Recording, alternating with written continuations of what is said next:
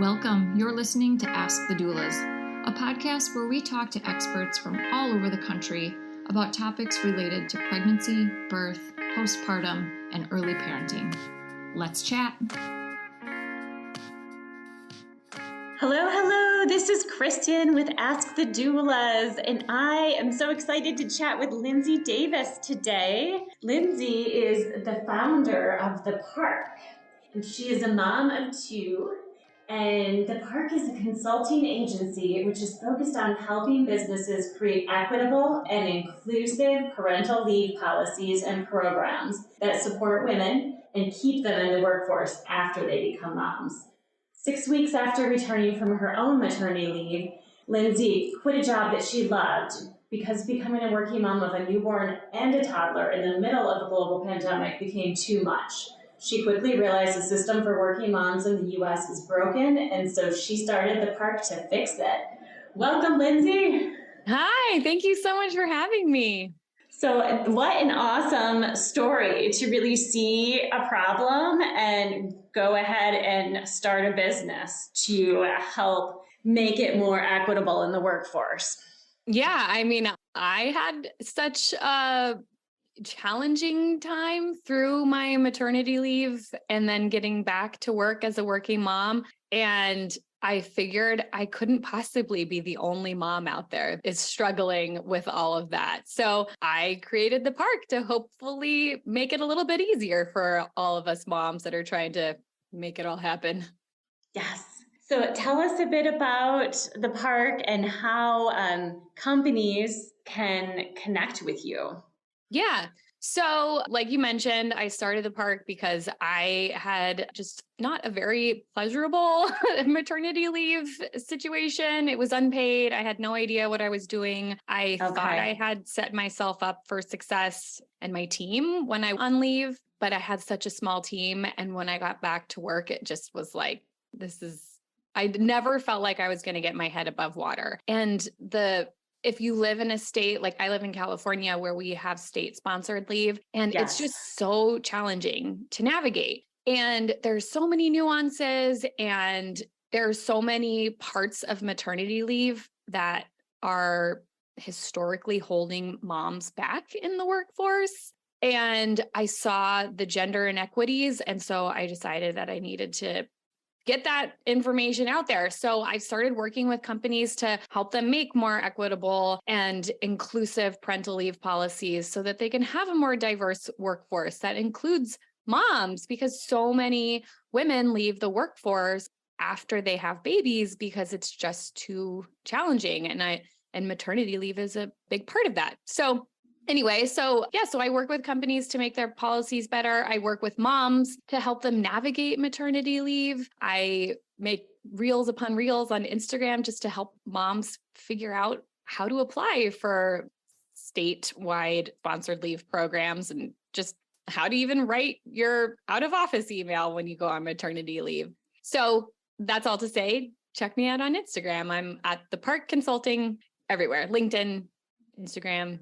My email is Linzay at The Park Consulting. Awesome. So Linzay, let's get into really understanding your options and rights, and also just having that uncomfortable discussion with your superiors about, say, a pregnancy announcement, having that initial discussion, and then really setting up your leave, any sort of temporary help that may fill your role while you're on leave, and what it might look like coming back, whether it's part-time. I'm sure you do that with your consulting of like, what's the best for you and your family, coming back full-time, part-time, working remote a couple days, and then in the office. So how does that look for you as far as your consulting role? Yeah. Well, how much time do we have? Because I feel like that's such a loaded question. I could talk for hours. I'm sure. I'll try to keep it short. So yeah, when people think about maternity leave, they think about this like golden rule of 12 weeks, and they go on leave and they come back and everything is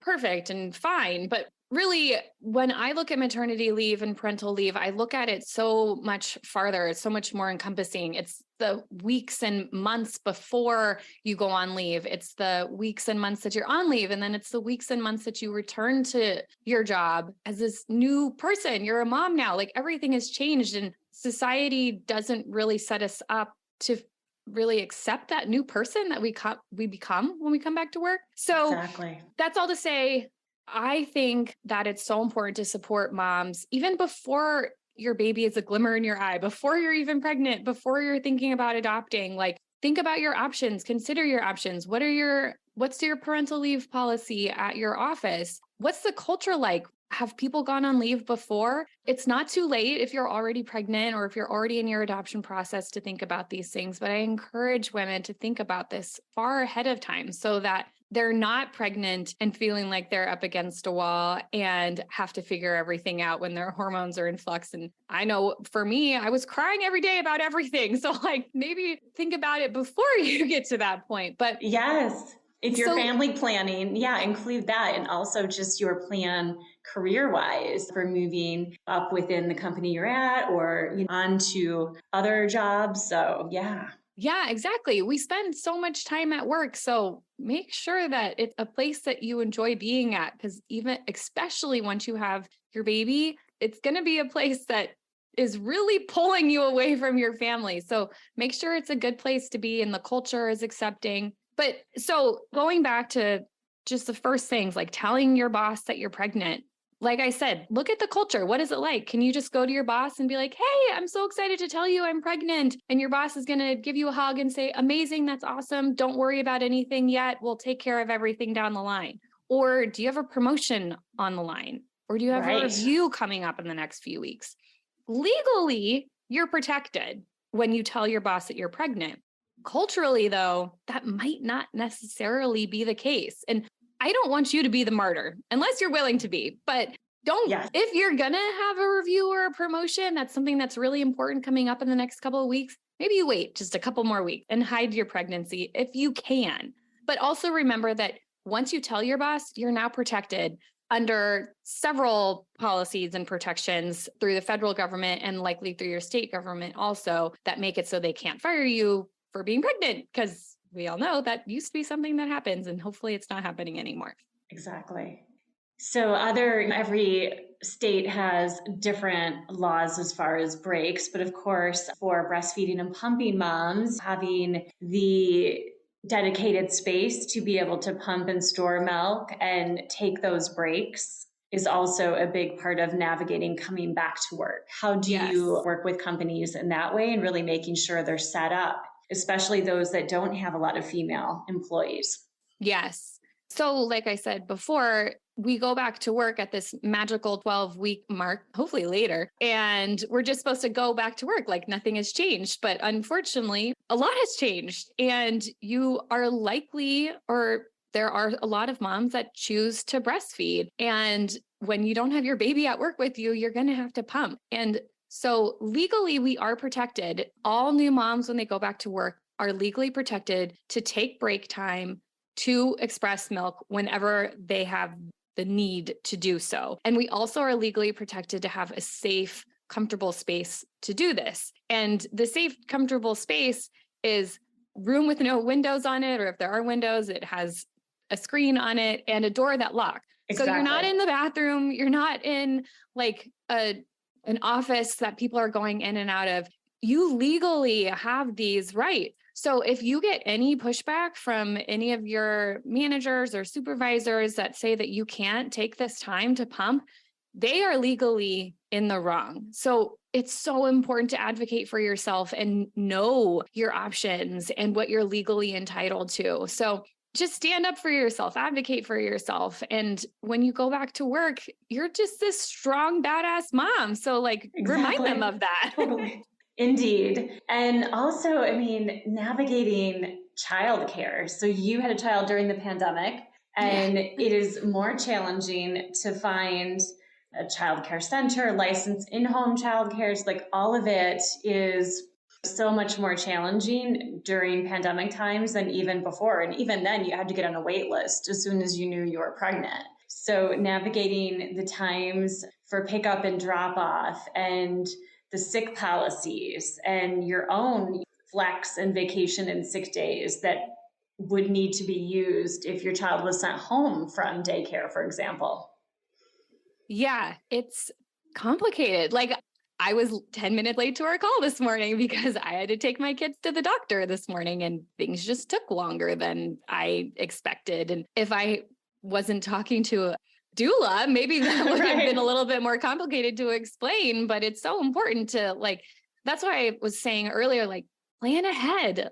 Like if you're at a workplace where you don't feel like the culture is supportive of taking time off when your kid is sick, or if you need to take them to the doctor, really evaluate where you are. I'm not saying jump ship and go get a new job right away, but that's why I think it's so important to think about not just your family planning and you having when you and your partner decide to have a baby, if you have a partner, but also everything else that comes with it. And when you go back to work, having someone trustworthy to watch your baby and having the time off to be able to watch your baby when that falls through, or if they have a doctor's appointment, is so important. So think about that ahead of time and look at the culture of your company and see what they expect and what they've done in the past and stand up for yourself and maybe gather a team around you. If there's other women in your office and the culture is not what you want it to be, maybe you can create an ERG, an employee resource group, and create one for moms and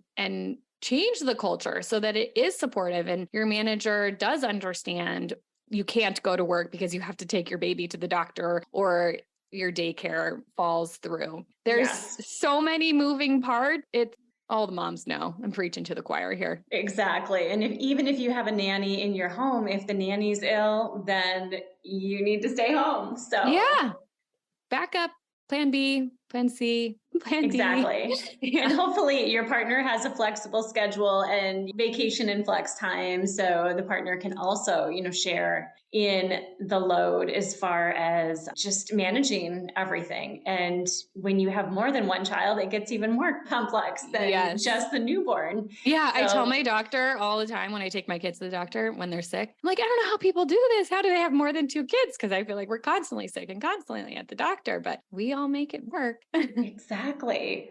Hey, Alyssa here. I'm just popping in to tell you about our course called Becoming.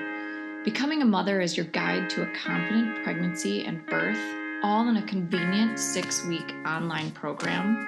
From birth plans to sleep training and everything in between, you'll gain the confidence and skills you need for a smooth transition to motherhood.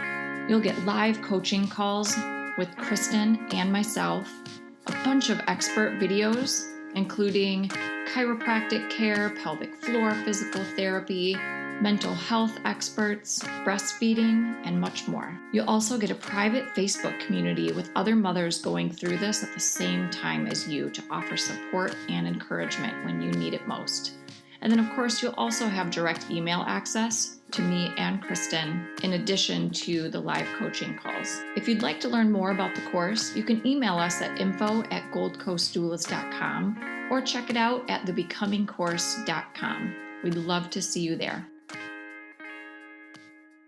And so now, again, with pandemic times, there's a lot more remote working and flex working. So how are you navigating this with both employers and also your clients who are planning for their leaves, or if they are working from home, how to separate the mother role from, their time on Zoom and deadlines, and really trying to get back to where they were production-wise, output. And so that can be very challenging, even with postpartum doula in the home or a nanny.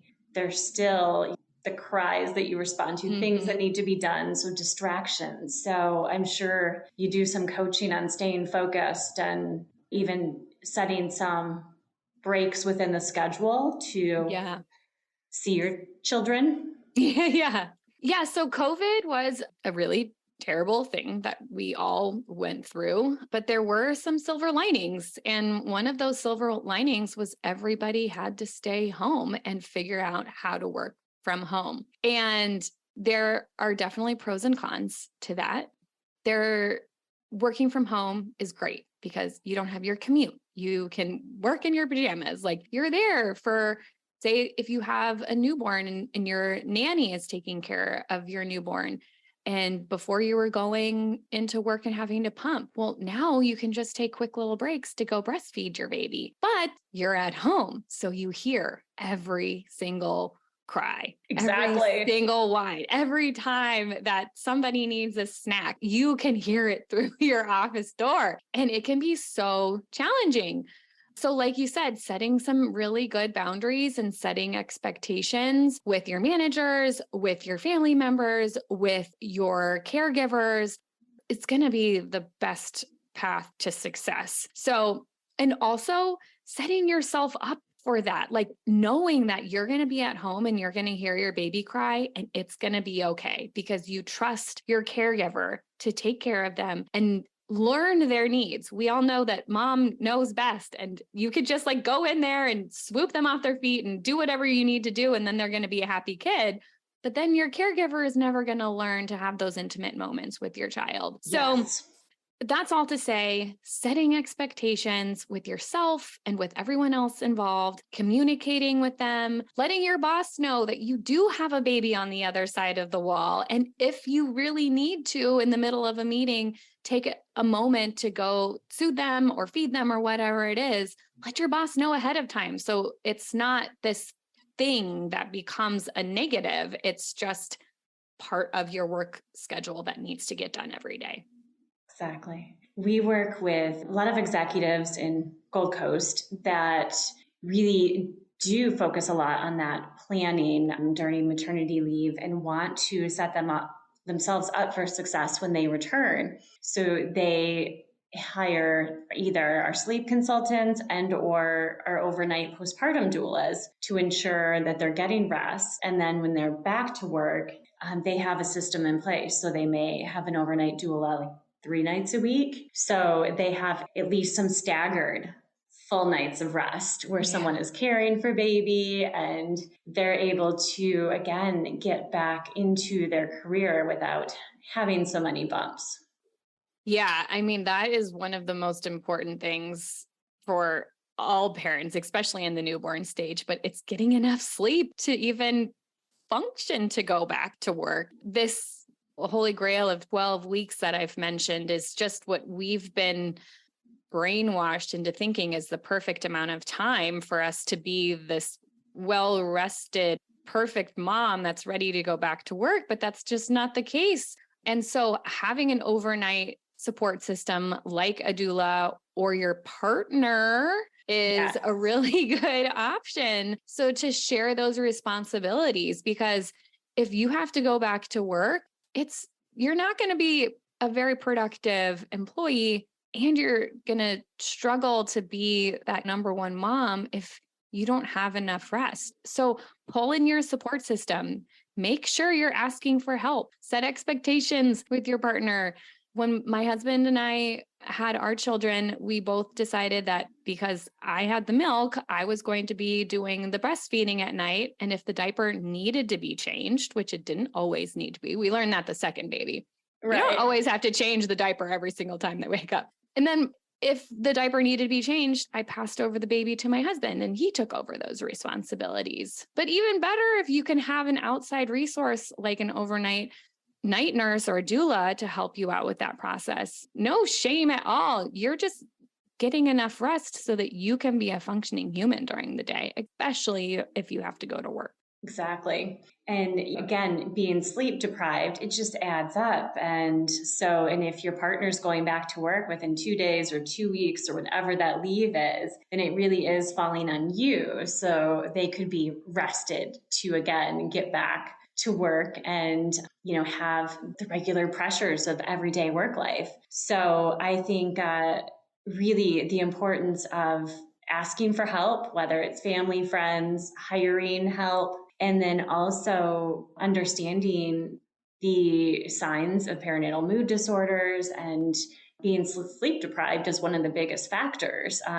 So I'm sure like part of what you're seeing is also like with that plan is if you're dealing with a client who's struggling, like how do they go to their employer about having a PMAD? And so like whether it's anxiety, depression. Yeah. Well, I have my own story that I can tell from this. I had put together this foolproof plan. I had thought of, I'm going to take, in California, we can take 4 weeks off before our due date. So I did that. And then I was planning to take 6-week California disability leave if I had a vaginal delivery, and 8-week if I had a C-section, and then 8 additional week through California paid family leave. And that was the plan with my employer. And I ended up having a C-section. So I got those 8 weeks, and then I had an 8 additional week through paid family leave. But I was struggling. Like, even though I had that time off with my baby, my husband had to go back to work after like a week. I was by myself. I didn't bond right away with my second daughter the way that I did with my first. And I just felt like something was wrong. Like I was doing something wrong. There was something wrong with my daughter. And I remember going to my doctor and just crying through the entire doctor's appointment. And she's like, I think you have postpartum depression and anxiety. And it was such a relief to hear that validation and hear that there was like something that was like describe what I was experiencing. And she gave me 4 more weeks of disability leave. And my first thought was, how am I going to tell my boss? Because I know they were waiting for me to come back. They needed me to come back. And I was having more anxiety because I knew they were waiting for me to come back. But my doctor assured me that like, this is okay. And it's just going to take a little bit of extra time for me to get through this and for me to rest and recover and spend more time with my baby. And those 4 weeks will go by and hopefully I'll be feeling so much better and ready to go back to work. And I just had to send a note to my manager. And I said, I'm having some complications and I need to take 4 more weeks off. And they were super supportive. And legally, I'm entitled to that. So remember, if you're in that situation, like this is your legal right. And it was fine. And now I'm feeling so much better. I have a 4-year-old and a 2-year-old, and I've seen the light, but I had to get through it. And it was really hard, especially because I knew my job was waiting for me on the other end, like counting down the days until I got back. Right. And you didn't want to let them down, but you have to take care of yourself first before you can go back to your employer, before taking care of your children. And so I'm so glad you said something to your doctor, because many women hide it and try to mask what's going on, and that just spirals even more. So yeah. And I did try. I mean, I didn't necessarily try to hide it. I thought I was doing better. Like I got into the appointment and she's like, so how are you doing? And I'm like, I'm making it through. And the triggering question for me is she asked me, because she wasn't there for my delivery. She's like, so you had another C-section. And I had done everything in my being to try to have a VBAC. And that's when I just exploded with tears and couldn't stop. And I think there was a lot that came from me having a failed VBAC that aided in the postpartum anxiety and depression that just made me spiral even more. So I'm glad my doctor asked me that question so that I could be more vulnerable. Exactly. Yeah. To be heard and tell your story. And yeah, there is that fear of failure, especially for VBACs. There's a lot of pressure and you obviously work very hard to try to achieve that. So yes, I mean, there can be some post-traumatic stress after a birth that needs to be resolved. And again, talking to a therapist or your doctor or a friend, writing out a birth story can all be helpful tools. Yes, very helpful. They were very helpful for me. So any tips on really understanding your rights and options in your own state and how to navigate the system? Because obviously California has amazing maternity plans. So yeah, well, amazing it should be the norm everywhere. But yeah, so my first tip is, like I said before, plan ahead. So before you're pregnant, or if you're already pregnant, look into your employer's policies. If you're interviewing, ask about their parental leave policy. Find out that so that when you do get pregnant, you already know what your options are and you didn't get a job right before you got pregnant that doesn't offer any leave, or maybe they offer a really great policy, but you have to be there 2 years and you'll have only been there a year. So look ahead, find out what your employer's policy is. The standard for the United States, the federal law is through FMLA, the Family Medical Leave Act. That is not through your employer. So that's through the government. And that offers you 12 weeks of unpaid job protection, which is good, but not great at all. Basically, your employer, if you qualify, they have to have 50 employees and a few other qualifications, have to hold your job for you for 12 weeks. But that doesn't mean you're getting paid. So that's when you need to look into your state options. So if you live in a state like California, New York, Massachusetts, Rhode Island, you are going to have something that you can take advantage of, a benefit that the state offers you. And some cities even have additional laws. Like I just read Birmingham, Alabama is offering 12 weeks of paid leave to all of their city workers. And I know San Francisco has some really great policies that go above and beyond what California offers. So look into what your employer offers, look into what your state offers, and know that there's going to be some general federal policies like FMLA that protect you, but you're not going to get paid through them. So look into other avenues like state, local, and your employer to figure out how you can get paid while you're on leave. Excellent advice. And I love that the park is focused on really helping companies retain their workforce. So you're not only helping working women, but it is so hard to retain talent and attract new talent. I mean, the workforce is so competitive right now. Yeah. So companies can work with you in order to not only retain their workforce, but also attract new. And I feel like maternity plans are becoming more and more competitive. Even like many companies are now adding doulas to their benefits, for example. Yeah. I used to be in HR communications in the Bay Area, and I can tell you some wild offerings that some of these like larger tech companies offer. Anything from like fertility treatments to some offer 52 weeks of fully paid leave for both partners, no matter what their gender is. And like, I look at those and I'm just like, how is this? Like, this is amazing. And how can we make this the norm for everyone? Because we've been brainwashed. The United States has no paid parental leave policies, and we're the only wealthy country in the world to not offer anything. Other countries offer lots of things for new parents. A year paid for sure. Yeah.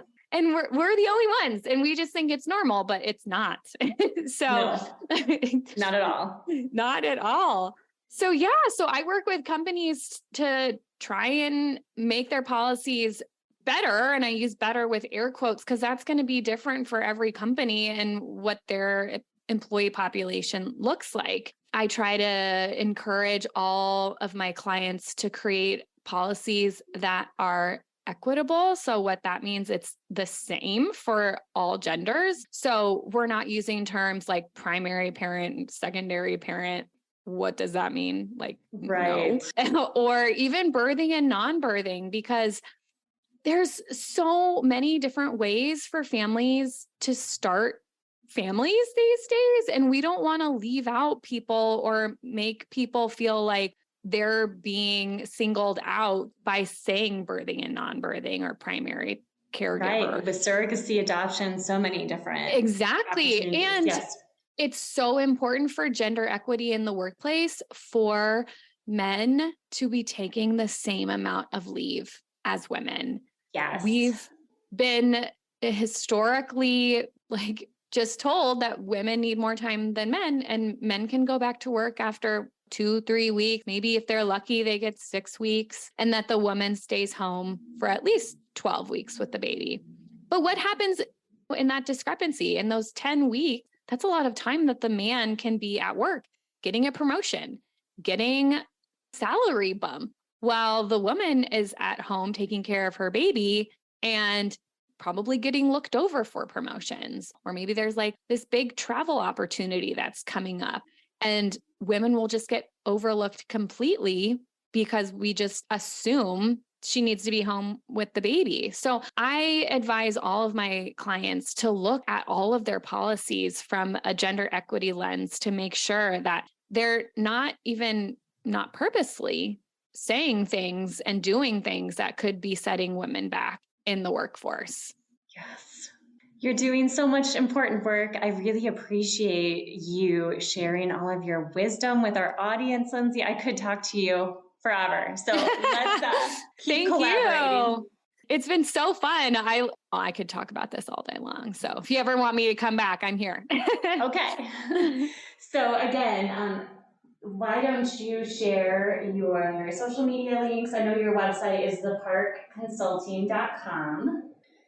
Yeah. So LinkedIn, you can find us at The Park. But also if you want to follow me or connect with me, I'd love to chat. If you have any questions, I'm on LinkedIn as Linzay Davis. I also post a lot of reels, like I mentioned earlier, about like how to take advantage of your state-sponsored leave programs or just how to navigate parental leave in general. So you can find us on Instagram at The Park Consulting. And if you have any questions, like even if it's very specific to you, you're not the only one that has that question. So DM me, ask, and if I don't know the answer, I'll find out for you. And we can share your question and answer with the world so that some more moms can get some help if they have that same question too. So don't be afraid to reach out. I love hearing from moms. That's my favorite part of my job. So reach out. I'd love to hear from you. Thank you so much, Lindsay. Take care. Thank you. Bye. Thanks for listening to Ask the Doulas.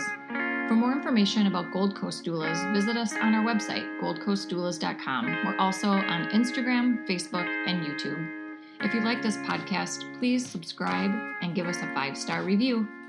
Thank you. Remember, these moments are golden.